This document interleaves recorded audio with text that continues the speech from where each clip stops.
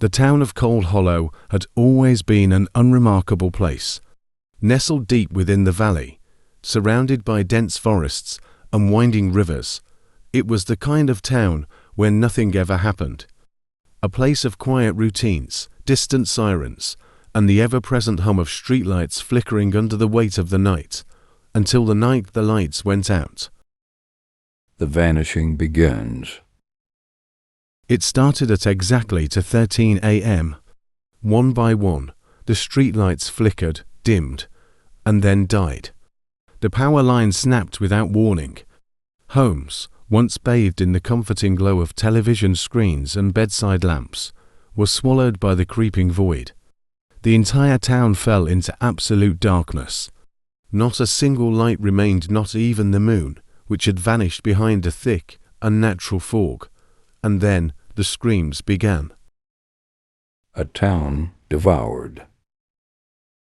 The first to die were those closest to the forest's edge.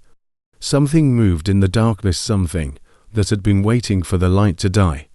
Neighbors banged on doors, but no one answered. Phones refused to work. A heavy silence crept over the streets, interrupted only by the sound of dragging. Something was pulling people away.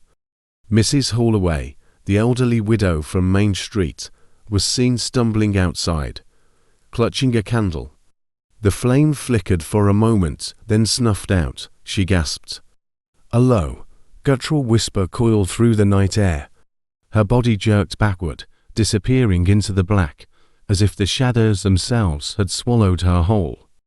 The Petersons, a young couple with a newborn child, tried to flee in their pickup truck. The engine roared to life, headlights slicing through the ink-black night. For a moment, it seemed they would escape until the truck's beams flickered and died. A single shriek cut through the stillness, followed by a sickening crunch. By the time the sun rose, the truck was still there, engine running, doors wide open.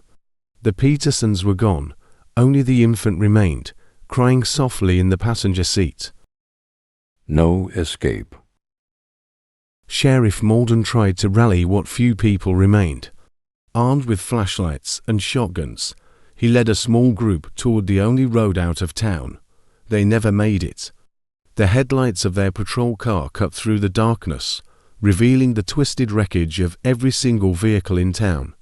Tires had been slashed, windshields were smeared with something dark too thick to be rain. One of the officers took a step forward. The second his foot crossed the town's boundary, he was gone. No scream, no struggle, just gone. Malden turned to run, but the darkness ran faster. One by one, his men were plucked from existence, their flashlights clattering uselessly to the ground. Within seconds, he was alone. The last witness. Miles away, a trucker named Ray Turner was passing through the neighboring town of Dry Creek when his radio sputtered to life with a burst of static. He turned the dial, confused. The station had been dead air a moment ago. Then, through the crackling interference, a voice. A child's voice. It was weak, trembling. "They're here," it whispered. Ray felt a chill crawl up his spine. "Who's there?" he asked. Silence. Then, an ear-piercing shriek ripped through the speakers, so loud it nearly blew out his eardrums. The truck's headlights flickered, the engine stalled. And just before the radio went dead again, the voice spoke once more, barely above a whisper. "Don't let the lights go out." Ray didn't sleep that night. The next morning, he turned on the news. There was no mention of Cold Hollow. It was as if the town had never existed. The final message. By dawn, Cold Hollow was nothing but a ghost town.